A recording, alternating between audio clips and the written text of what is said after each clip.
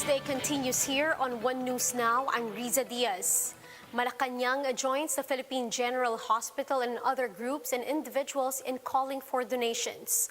A fire hit the hospital earlier today, prompting the transfer of some patients to other facilities. Camille Sabonte with the report.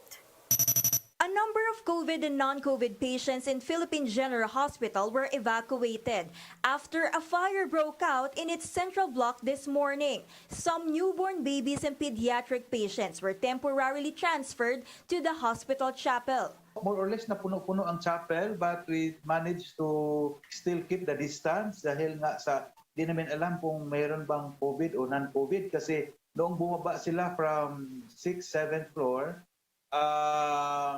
almost nagkasabay. But because of the hospital limited space, 12 babies were transferred to Santa Ana Hospital, while 4 were transferred to Gat Andres Bonifacio Memorial Medical Center. Yung ating mga babies, talagang isa sila sa mga naapektuhan dahil just above the operating room, yung 3rd floor, yung nursery. So, neonatal ICU, saka mga nursery. So lahat yung mga babies na yon, we really have to secure them at dinala namin sa lugar na kahit papaano ay ma-maintain namin yung temperature control, ma-regulate sila. Several pedia patients were also moved to private hospitals upon their requests. Ospital ng Maynila reported that 2 patients of PGH were transferred to their hospital for appendectomy. PGH spokesperson Jonas Del Rosario said the fire started at the operating room sterilization area. It is located on the 3rd floor of PGH Central Block building. This is where the state-run hospital admits paying patients. The cause of the fire has yet to be determined. There are no reported casualties or injuries so far. Del Rosario ensured that COVID and non-COVID patients were separated properly. And critical COVID patients were evacuated safely despite being on ventilators. Other affected patients were temporarily moved to the hospital's new emergency room. In the meantime, the PGH will not be able to accommodate new patients. Yung ER kasi namin, ginawa mo ng evacuation area. In a way, may bago kami emergency room na binuksan para doon muna yung mga ibang mga pasyente namin. So sarado yung emergency room at tama ka na for now, hindi pa alam kung hanggang kailan. No? Hopefully not for a long time kasi alam mo naman very crucial ang emergency room ng PGH to the public. PGH is the country's biggest COVID-19 referral hospital. The hospital has since released a call for donations, both in kind and cash. For News 5, Camille Samonte, we are One News. A 41-year-old man and his 17-year-old stepson were arrested for killing 2 minors who initially went missing in San Jose del Monte, Bulacan. Let's get more details on this. We have Ryan Ang reporting to us live from Quezon City. Ryan, when were these 2 arrested and have we identified the motive behind the killing? Risa, the suspect surrendered to the police 2 days ago and admitted to the crime. One of the suspects said he killed the minors for always destroying his tomato plants. An 8-year-old boy and an 11-year-old girl were found dead in a dense forest in San Jose del Monte City, Bulacan. On May 12, they were initially reported missing on May 11. In a press briefing, Bulacan Provincial Director Colonel Lawrence Cahipe said they found a rock, a stick with suspected blood stain, a pair of slippers of the female victim, and a rubber tire strap in the crime scene. Authorities also found the girl lying on the ground naked. They conducted investigation in nearby houses and found the same tire rubber straps in the house of Romeo Ruzon. Ruzon's live-in partner and his brother accompanied the police to the suspect's whereabouts in Manila. Ruzon eventually admitted to the police that he killed the 2 minors. He also identified his 17-year-old stepson as his cohort. Ruzon said he killed them for always destroying his tomato plants, which is his source of income. He denied the rape allegation at first, but later admitted it. He asked for forgiveness from the victim's family. PNP Chief Police General Guillermo Elazar visited the wake of 2 minors and gave financial assistance to the 2 families. He informed them of the recent development in the case and assured them that justice will be served. The burial of the 2 minors take place this afternoon. Risa LSR also conducted a random surprise visit to police stations in Caloocan and Quezon City to see if they are following the intensified cleanliness policy. Some passed this inspection, but other stations like in Compact in Greater Lagro were found with dirty surroundings. LSR warned a Compact Station's commander that he will be relieved if they were caught again with dirty surroundings. Riza. Thank you. That's Ryan Ang reporting live from Quezon City. Meanwhile, President Duterte has signed 2 executive orders modifying the rates of import duty on pork products and rice. Duterte signed EO 135 that reduced the MFN or Most Favored Nation tariff rates for rice to 35% from 40% in quota and 50% out quota for a period of 1 year. The move aims to diversify the country's market sources, augment rice supply, maintain affordable prices, and reduce pressures on inflation. Meanwhile, Duterte also issued EO 134 to adjust the MFN tariff rates for pork products. This is response to the plight of concerned sectors and stakeholders, including the local hog industry. And on that note, Samahang Industriya ng Agrikultura Chairman, Mr. Rosendo So, is joining us via Zoom to give his insights. Sir, good afternoon. Afternoon, Ma'am Risa. Sir Rosendo, what's your reaction to the latest move of President Duterte and the economic team? Yeah, we have opposed that, no, in lowering of tariff, especially the rice, because since time we are getting from Vietnam and Thailand, and the price of Thailand and Vietnam had already gone down to $465 per metric tons. So we don't see any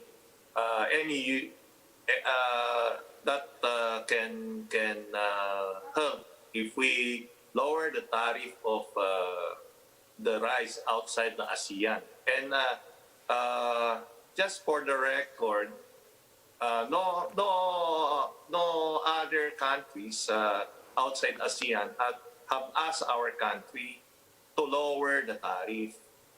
Dapat hindi na binaba yung tarifa dahil wala naman like Pakistan and India or China. Did not ask to lower the tariff. Why the Secretary of Agriculture have petition to lower the tariff? Yun ang nakikita namin may problema. No? Like the pork, ganun din. The countries, the US, Canada, or European country did not ask for the lowering of the tariff. And they can sell their product in our country with the 40% tariff. Sir Rosendo, sa inyo pong pananaw, how has the government been handling the pork situation amid COVID-19 pandemic and the African swine fever? Yeah, we have filed a case against DA for not handling the ASF because lahat na pumapasok dito sa ating bansa na kargamento, hindi nila in-inspect yan. No? Walang dun sa Senate hearing and congressional hearing.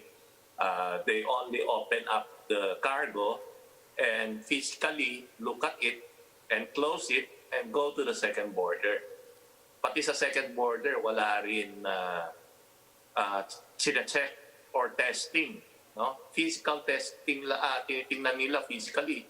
Pero yung actual testing doon sa produkto, wala silang ginagawa. Kaya nag-spread yung ASF dito sa ating bansa. And inuulit natin, dapat yung borders natin sine-check. Hindi lang ang karne ng baboy, no? Pati ang chicken, kailangan ma-check yan dahil sa avian flu. And yung sa tao naman, yung sinasabi natin na salmonella, na baka contaminated. Dapat lahat yan sine-check, but DA is not doing their job. Sir, just to clarify, do you think the government's new EO, ito pong bago pong nilagdaan ni President Duterte, hindi po ito makakatulong in managing the increase of prices when it comes to pork and rice products moving forward? Yeah, for the past year, nakita natin tumaas yung presyo ng palay. Bigas, no? Dati nasa 27, average nasa 35. Pero ngayon, yung presyo ng bigas hindi naman bumaba. Maski mababa yung presyo ng imported, hindi naman bumaba yung presyo ng bigas. And for the past 1 year, ang average price, no, may 50 pesos kasi or 55 pesos and may pinakamababa is 37, 38. So average, umabot ng 42, 43. Kaya nakikita natin, walang kwenta yung pagbaba ng taripa. Ang kikita lang dyan, mga importer. Yun ang nakikita natin. Sir, may gaganapin pong National Food Security Summit on May 18 to 19. Can you share with us your expectations, sir? Yeah, they will present what they like. But this is not from consultation from the agri-industry. So walang consultation ng ginawa and gusto lang nila, no, pakita yung gusto ng ating gobyerno but hindi yung gusto ng ating mga magsasaka and mga local racer. So we did not join the food summit. Nakita namin na hindi makakatulong sa ating local industry. Mr. Rosendo, maraming salamat po sa inyong oras. That was SINAG Chairman, Mr. Rosendo So. Environmental health groups are pushing the government to prioritize zero-waste strategies to reduce the effects of persistent organic pollutants, or POPs. Eco-Waste Coalition, Interfacing Development Interventions for Sustainability, and Mother Earth Foundation reminded the public that POPs are a serious global threat to human health and ecosystems.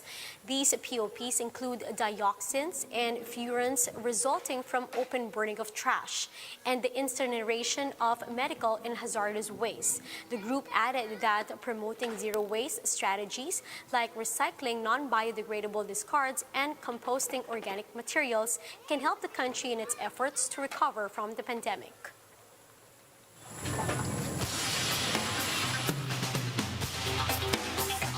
Now in world news, UN Secretary General Antonio Guterres was dismayed by the casualties caused by Israel's strike on Gaza.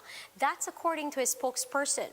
Stephanie Dujarric said Guterres is concerned with the increasing number of civilian casualties, which includes some children.